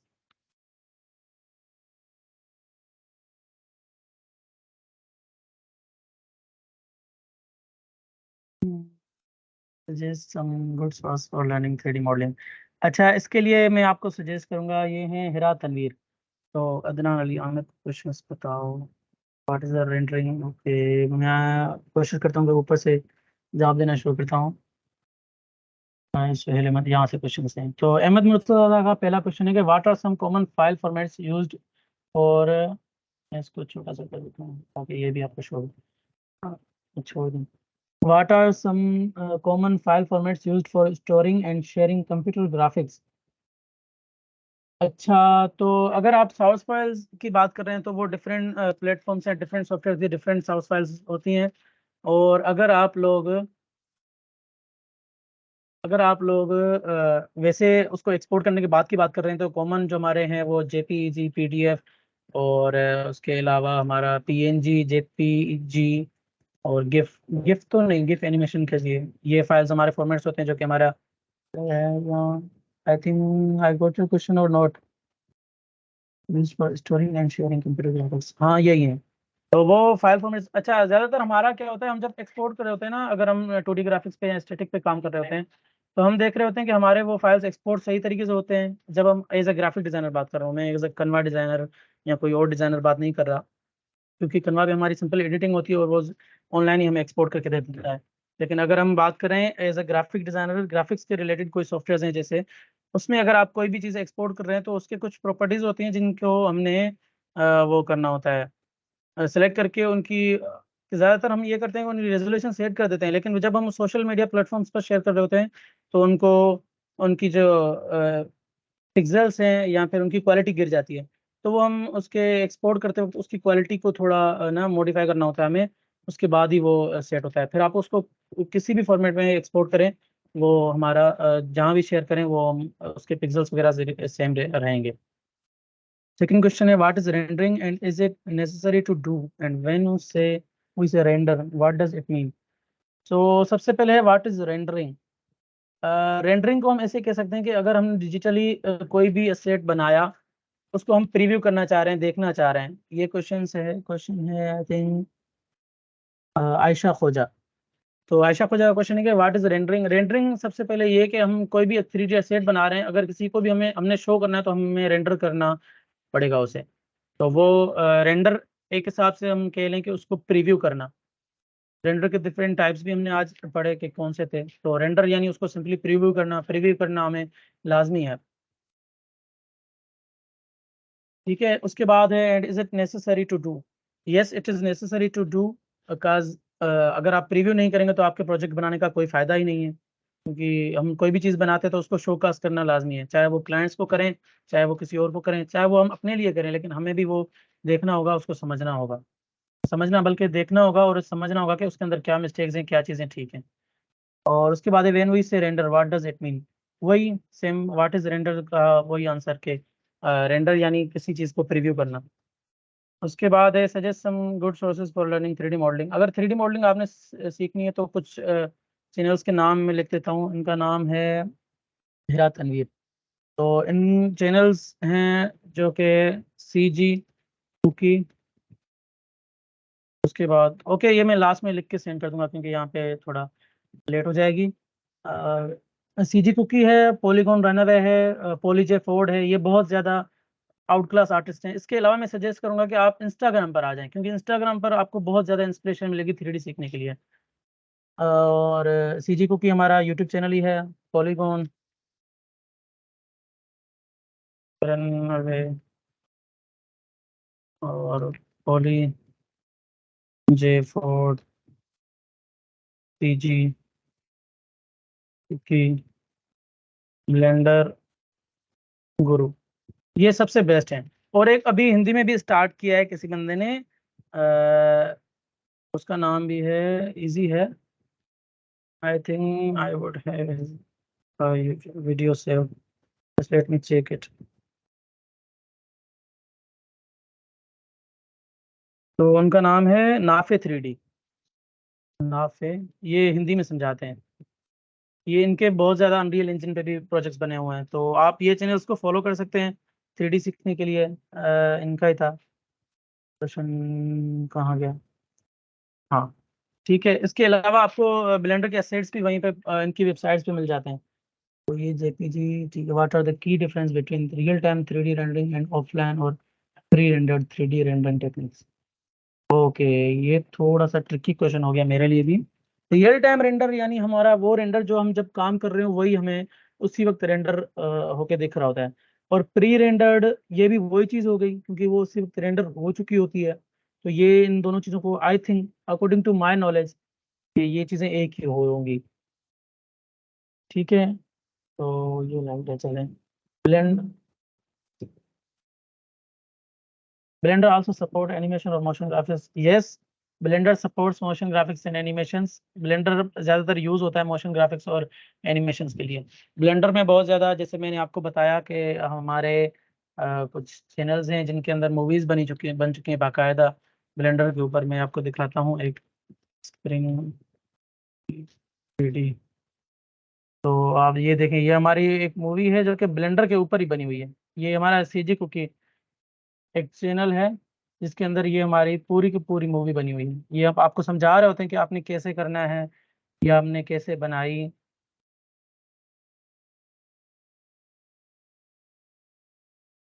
तो ये देखें, ये हमारा ब्लेंडर के ऊपर बना हुआ है एनिमेशन सारे।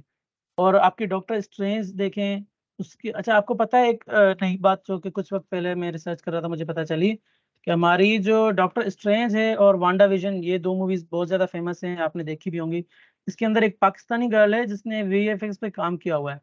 होल्ड, अच्छा, एक वीएफएक्स पे काम किया हुआ है एक पाकिस्तानी गर्ल ने। कैन यू इमेजिन कि पाकिस्तानी गर्ल जिसने वीएफएक्स पे काम करके और अभी वो एचबीओ के लिए काम कर रही है, और उसने उसी ने वांडा विजन में काम किया है उसके वीएफएक्स पर 3D के अंदर, और साथ ही साथ हमारा जो है डॉक्टर स्ट्रेंज, इन दोनों पर। और ये बहुत ही ज़्यादा एक इंस्पिरेशनल बात है कि हमारी पाकिस्तानी गर्ल ने इतनी हद तक काम किया है। और अल्हम्दुलिल्लाह पाकिस्तान में बहुत ज़्यादा टैलेंट है जिनको कई बार उभरने नहीं दिया जाता है, कई बार वो उभर भी जाते हैं। ठीक है, अच्छा मेरी वॉइस क्लियर है, क्योंकि यहाँ पर मेरे पास बार बार एक ऑप्शन आ रहा है होल्ड का। सो प्लीज़, आई जी थिंक जी, समवन इज आपकी शेयरिंग। वॉइस क्लियर है। ठीक है, जी क्लियर है आपकी। ब्लेंडर आल्सो सपोर्ट एनिमेशन, ठीक है। एनी यूट्यूब चैनल, जी मैंने वो नीचे सजेस्ट कर दिए हैं, फातिमा सलीम, ठीक है। तो ये भी हो गया सीखने के लिए, हाँ ठीक है, इन्हीं से आप सीख सकते हैं। ये आपको बेसिक से बेसिक जितना भी बेसिक होता है ना उससे सिखाते हैं। रिसेंटली मैंने अपने इंस्टाग्राम पे एक एनिमेशन अपलोड किया था, वो भी मैंने आई थिंक पॉलीगॉन रनअवे या पॉलीजे फोर्ट के चैनल से ही सीखा था। वो एनिमेशन आपको उसके चैनल भी मिल जाएगा। Can we merge different Blender projects into a single file? Yes, we can merge different projects. ज़्यादातर हमारा यही होता है कि जब हम कोई भी बड़ा प्रोजेक्ट बनाते हैं तो हम डिफरेंट डिफरेंट, जैसे हमारा गेम है ना, तो अब मैं जैसे लैपटॉप पे काम कर रहा हूँ, भले इसमें आरटीएक्स हो, लेकिन वो उतनी पीसी वाली सपोर्ट ये नहीं दे सकता। तो अब होता क्या है, जब हम किसी बड़े प्रोजेक्ट पे काम कर रहे होते हैं ना, तो हमें उसको बहुत ज़्यादा छोटा छोटा करके बनाना होता है, क्योंकि ज़्यादातर हम ये भी करते हैं, क्योंकि अगर आप बड़ी इंडस्ट्रीज़ में जाएँ तो वहाँ पर ये होता है कि आपका मॉडलर अलग होता है, एनिमेटर अलग होता है, तो वो छोटी छोटी फाइल्स बना के शेयर कर देते हैं, फिर वो उसको एनिमेट करते हैं, फिर वो दूसरी फाइल बना के शेयर करते हैं, फिर वो उसको शेयर करते हैं। तो ये ऐसे काम चल रहा होता है, तो हम छोटी छोटी फाइल्स बना के उनको मर्ज करके एक ही फाइल में ला सकते हैं। अहमद मुर्तज़ा, आप ऐसा कीजिए कि रिकॉर्डिंग वगैरह के साथ ये रिसोर्सेज भी दे दीजिएगा। श्योर, ठीक है। रिकॉर्डिंग के साथ रिसोर्सेज, हाँ चले मैं शेयर कर दूंगा। यूट्यूब चैनल्स तो मैंने मेंशन कर दिए हैं। उसके बाद है हमारा what are some common mistakes to avoid in 3D modelling specially for beginners. Aksa Ayesha. अच्छा, तो अब कॉमन मिस्टेक्स जो हम करते हैं, जितना हो सके ना, जैसे अभी मैंने एक प्रोजेक्ट बनाया था ये, अब इसमें अगर मैं दिखाऊं आपको कि मैं इसका रियल टाइम रेंडर ऑन कर देता हूं, तो अब अगर मैं इसको दिखाऊं, ये तो एक क्लोथ सिमुलेटर है तो इसमें ज़्यादा पॉइंट्स हैं, लेकिन ये जो पॉइंट्स है ना, ये हमारी नेगेटिव पॉइंट्स होती हैं। हम इसको एज ए मॉडलिंग के अंदर नेगेटिव कंसीडर करते हैं कि ये हमारा ठीक नहीं है। जितनी कम पॉइंट्स होंगी उतना हमारा प्रोजेक्ट स्मूथ चलेगा, उतना ज़्यादा हमारा प्रोजेक्ट जो होगा वो अच्छा कंसीडर किया जाएगा। तो ये मिस्टेक है कि हम इस पॉइंट्स को जितना कम हो सके उतना कम करें।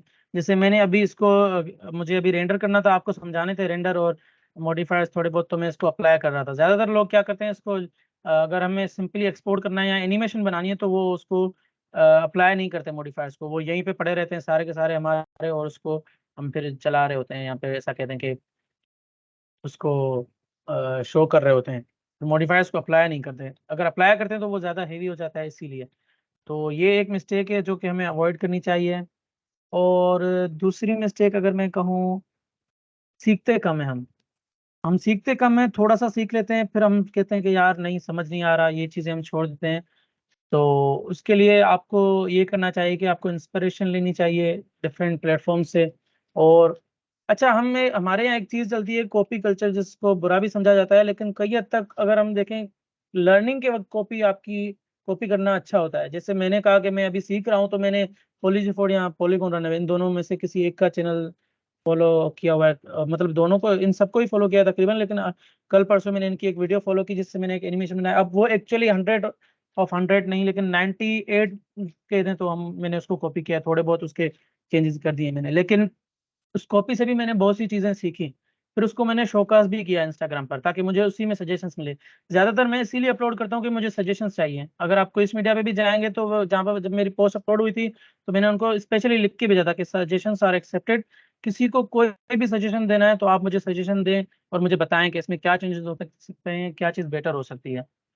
तो ये चीज़ें करें। माशाल्लाह, प्राउड, थैंक यू। ये है अहमद मुर्तज़ा। क्लियर है? Yes, it's clear. What is the most challenging project you have worked on using Blender? Okay, ये है अरीबा मुगल, जो कि पूछ रही हैं, जिसको बहुत ज़्यादा लाइक दे रहे हैं लोग, सही है। What is the most challenging project you have worked on? अच्छा, यूजिंग ब्लेंडर। ब्लेंडर के अंदर मैंने सबसे ज़्यादा चैलेंजिंग जो था, एक कैरेक्टर का मुझे ऑर्डर मिला था, अ, जो कि मैंने बनाने की कोशिश की थी बहुत ज़्यादा, और नहीं बन सका था, तकरीबन नहीं बन सका था। वो था। उसके अलावा मुझे, आपने सवाल ऐसा पूछ लिया कि मुझे देखना पड़ेगा कि ऐसा कौन सा प्रोजेक्ट था। इसके बाद पीछे आ जाते हैं। इमेजेस पे नहीं, इमेजेस में देख लेते हैं। कोई इनमें से चैलेंजिंग, तकरीबन कोई चैलेंजिंग नहीं था। क्विस्ट वाले में थोड़ा बहुत, तब मेरे पास 2 GB ग्राफिक्स कार्ड के साथ लैपटॉप था, तो मुझे मिस्टेक्स हुई थी बहुत ज़्यादा। उसके अलावा ऐसा कोई चैलेंजिंग अभी तक नहीं आया, लेकिन हाँ, ऐसी चीज़ें हैं कि मैं खुद को ब्लेंडर का बिगनर ही कंसीडर करता हूँ, क्योंकि मुझे अभी तक उस हद तक काम नहीं आता। रिसेंटली में मुझे एक प्रोजेक्ट मिला, हमारी एक फाउंडर थी यहाँ MLA की, कुछ सीनियर ही हैं, जिन्होंने मुझे एक प्रोजेक्ट दिया, तो मैंने उनको सीधे सीधे यही बात कही थी कि मैं still I am beginner, I have to work on my skill, क्योंकि मैं अभी तक खुद को एज अ बिगनर कंसीडर करता हूँ। इसमें बहुत ज़्यादा चीज़ें हैं जो कि मुझे चैलेंजिंग लगती हैं, लेकिन अभी तक ऐसा कोई प्रोजेक्ट नहीं आया जिसको मैंने किया हो और चैलेंजिंग लगा हो। तो नहीं, ऐसा कोई प्रोजेक्ट नहीं। हाँ, यूनिवर्सिटी वाला, या नहीं, बल्कि ये जो प्रोजेक्ट मैंने बनाया था ना जब, तो इसमें थोड़ा बहुत मुझे चैलेंज फील हुआ था, क्योंकि इसके एक एक बटन अलग बनाना था। फिर जब मैंने सारा कीबोर्ड बना दिया था ना, उसके बावजूद मुझे उसमें बहुत ज़्यादा मिस्टेक्स हो रही थी, क्योंकि फिर इलस्ट्रेटर में मुझे सारा इसका टेक्सचर बनाना पड़ा था। और उसके बाद बहुत ज़्यादा कन्फ्यूजन मतलब इस वाले मुझे प्रोजेक्ट में हुई थी। तो ये हमारा एक सिंपल प्रोजेक्ट था जिसको मैंने बनाया था। ये है, इसके ऊपर लाइटिंग्स देखें आप, क्योंकि इसके अंदर बहुत ज़्यादा टेक्सचर्स यूज़ किए गए थे, मतलब किए गए थे क्या, मतलब किए थे मैंने ही। तो इसमें मुझे थोड़ी बहुत मुश्किल लगी थी। ये एक सिंपल मैंने बनाया था प्रोजेक्ट रिसेंटली, और ये क्या है, मेरे ये उसी चैनल का नाम है इंस्टाग्राम के। आई थिंक मीटिंग थोड़ी बड़ी होती जा रही है। नेक्स्ट क्वेश्चन पे चलते हैं। Recordings in the WhatsApp session share. अच्छा, हम यहाँ पर थे, ठीक है। इंशाल्लाह and we will share session too. Thank you so much Ahmad. On to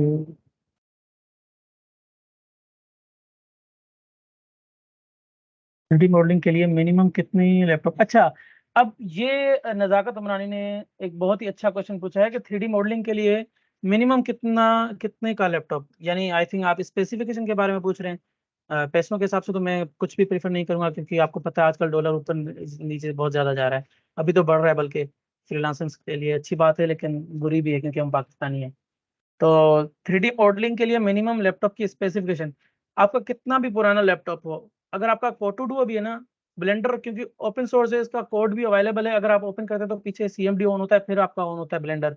अगर सीएमडी को ऑफ करें तो आपका ब्लेंडर भी ऑफ हो जाएगा, तो आपका ये कोटो डुओ में भी चल जाएगा, लेकिन बिल्कुल बेसिक वर्क के लिए। लेकिन मैं प्रीफर यही करूंगा कि मिनिमम भी आप 2 GB ग्राफिक्स कार्ड वाला लें, जो कि आपको रेंडर में इशू करेगा। क्योंकि अगर आप 2 GB वाला भी लेते हैं, तो मेरे पास रिसेंटली मैंने ये लैपटॉप परचेज किया, इससे पहले 2 GB ग्राफिक्स कार्ड के साथ था एनवीडिया का i7 फोर्थ आई थिंक, हाँ। उसमें भी मुझे रेंडर में एक इमेज को रेंडर करने में कम से कम आई थिंक 5 मिनट लगते थे। तो आप इससे अंदाजा लगा सकते हैं कि इतनी लेट आपको रेंडर में होगी एक्सपोर्ट करने में। लेकिन बाकी ये है कि आप कितना भी आपका हल्का लैपटॉप हो, आपका वो ब्लेंडर को चला लेगा सिंपली से, ठीक है, आसानी से। तो कोई ज्वाइन करना चाह रहे हैं इस वक्त? अहमद, ओके। मैसेजेस में वापस चलते हैं। 3D मॉडलिंग, ठीक है। थैंक्स। ये किसी और को कह रहे हैं, मोइज खासकली। Okay Moiz, it is necessary that for the Blender we have little bit of experience of illustration. I consider if you got any type of experience in illustration or in vector graphics, it is better for you. अगर आपने नहीं भी किया तो आप कर सकते हैं, लेकिन अगर आप इसको कर सकते हैं तो आप इसके पाइवट पॉइंट्स और डिफरेंट टाइप्स के इसके कुछ चीज़ें हैं जिसको आप बहुत ही इजीली समझ सकते हैं। क्योंकि एज अ ग्राफिक डिजाइनर मैं बात कर रहा हूँ, specially I am again saying कि मैं कन्वा डिजाइनर्स की बात नहीं करूंगा, क्योंकि उसमें वो चीज़ें नहीं होती जो कि आपको ग्राफिक डिजाइनिंग वाले सॉफ्टवेयर में मिलती हैं। उसमें ज़्यादा ऑप्शंस होते हैं आपको जो समझने होते हैं। ज़्यादातर कई चीज़ों पे हमें फिजिक्स भी यूज़ करनी होती है उस सॉफ्टवेयर्स में, जो हमें ऑनलाइन टूल्स में नहीं यूज़ करनी होती, जैसे हमारा पोस्टर माई वाल है और बहुत भी डिफरेंट प्लेटफॉर्म्स हैं। अगर आप ग्राफिक डिज़ाइनर की बात कर रहे हैं, अच्छा आपने इलस्ट्रेटर लिखा है, तो जी अगर आपके पास इलस्ट्रेटर का एक्सपीरियंस है तो आपका ये प्लस पॉइंट है, आप इसको इजीली समझ सकते हैं। अगर नहीं है तब भी कोई मसला नहीं, आप इसको समझ सकते हैं। थोड़ी मुश्किल होगी, लेकिन एक्सपीरियंस के साथ आप इसको और ज़्यादा अच्छे से समझ सकते हैं। अदनान भाई ये आई थिंक कुछ अपनी गपशप कर रहे हैं। इंशाल्लाह nice, I am proud of you sir Aamir. Thank you Abrar, very nice sentence sir Aamir, thank you. Okay, बस आई थिंक यही था। सबके क्वेश्चंस क्लियर हैं या किसी का कोई क्वेश्चन रहता है? अगर रहता है तो आप मुझसे पूछ सकते हैं still. Can someone with less creative mind just link me can work on blender projects? Sure, a man like you Abdullah can work on blender smoothly, because I know you, how much creative you are. Amazing session. Keep it, Amir. Thank you. It was my first session, and thank you, Miss Afsa Isha, and all others. हमारे जितने भी MLSs हैं सबको thank you, और जो attendees हैं उनको भी। होप के आपको समझ आया होगा, क्योंकि फिजिकल तो सेशन हुआ है, लेकिन वेब पर सेशन मेरा फर्स्ट सेशन था, तो बहुत ज़्यादा मिस्टेक्स भी हुई होंगी, आई नो। और बहुत सारी ऐसी चीज़ें होंगी जो आपको समझ नहीं भी आई होंगी। तो I think Ahmad we should start. जी थैंक्स आमिर भाई। और इस वक्त अभी मैं चैट बॉक्स में आपको लिंक भेजता हूँ सबको, पार्टिसिपेंट्स क्विज की तरफ आए। अभी आपको एक लिंक शेयर होगी जिससे क्विज स्टार्ट होगी। तो ये आमिर, आप पहले वो स्क्रीन शेयर बंद कर दे अब। जी स्क्रीन शेयर बंद कर देता हूँ। स्क्रीन ऑफ हो चुकी है मेरे ख्याल से।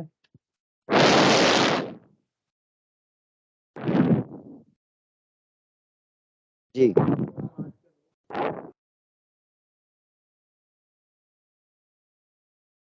मैंने लिंक चैट बॉक्स में दे दिया है।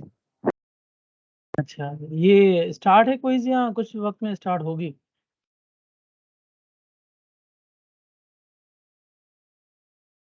ये स्टार्ट है। ठीक है। 5 मिनट में हम स्टार्ट करते हैं, जब पहले सब ज्वाइन कर लें।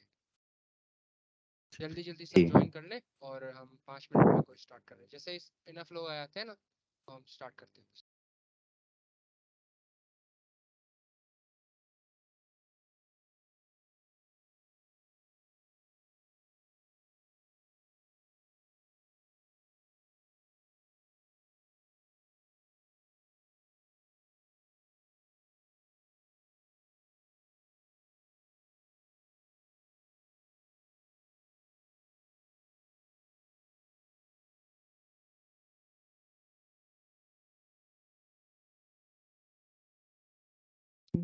Sharing this screen.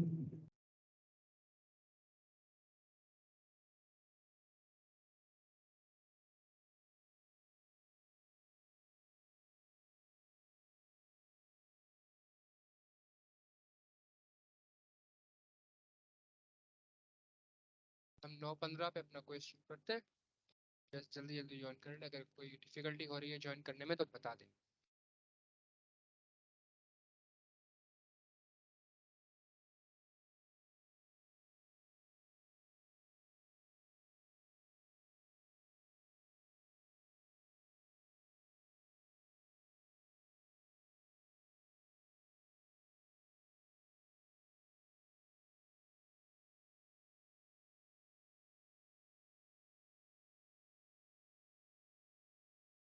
हाँ, 3 मिनट्स रिमेनिंग, हम शुरू करेंगे फिर क्वेश्चन।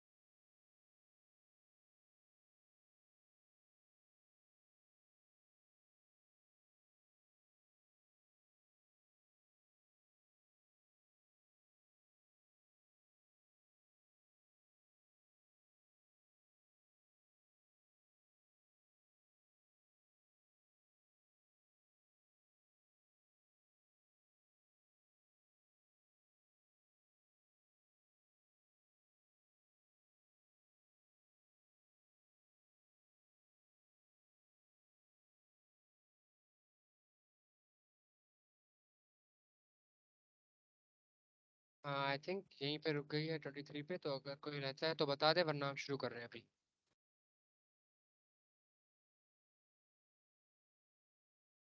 क्योंकि मीटिंग में 38 लोग हैं और उधर मतलब 20 कुछ हैं, 23 हैं। तो अगर कोई रहता है तो बता दे, वरना हम शुरू करें अभी।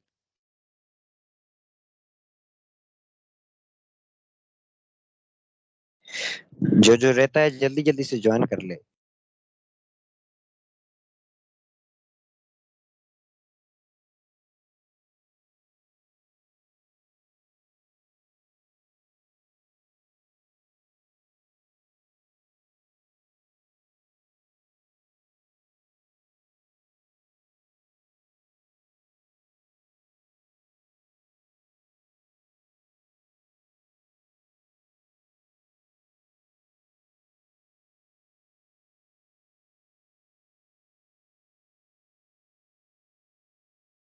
Okay, 1 minute remaining, 1 minute remaining, हम शुरू कर रहे हैं फिर।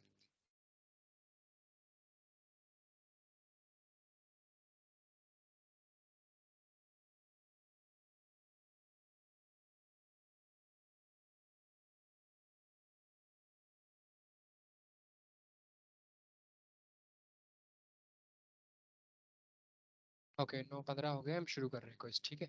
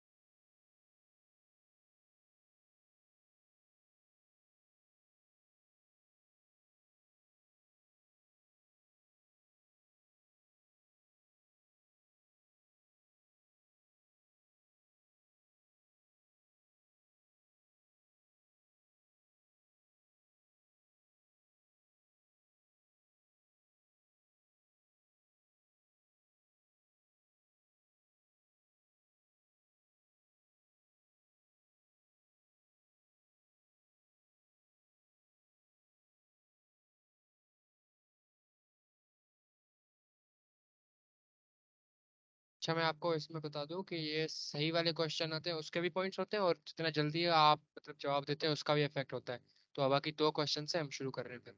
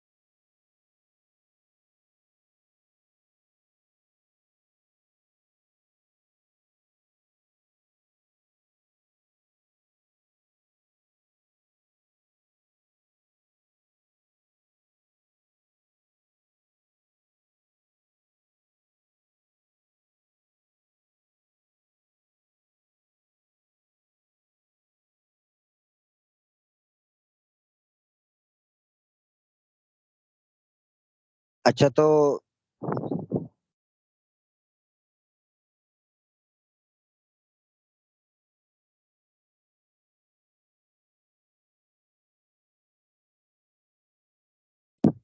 अहमद भाई अनाउंस कर दें। जी अनाउंस कर दें, अनाउंस कर दें। तो फर्स्ट पोजीशन पे हैं जवाद अली, और सेकंड पे हैं लाइबा माजिद, लाइबा मजीद, और थर्ड पे हैं मोहम्मद अनवर। तो कंग्रेचुलेशंस आप तीनों को और तमाम पार्टिसिपेंट्स को। Thanks for joining us, and जिनके पोजीशंस हैं वो सब अपना ईमेल जो है हमें चैट बॉक्स पे जो है ना हमें प्रोवाइड कर दें। थैंक्स।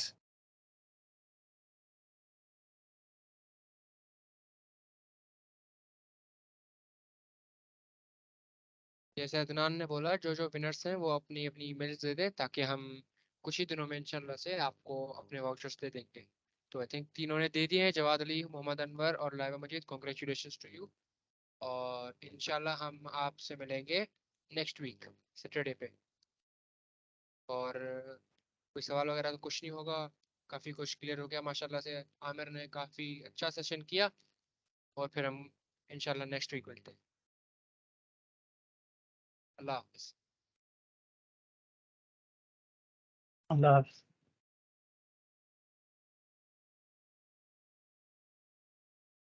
अल्लाह हाफिज।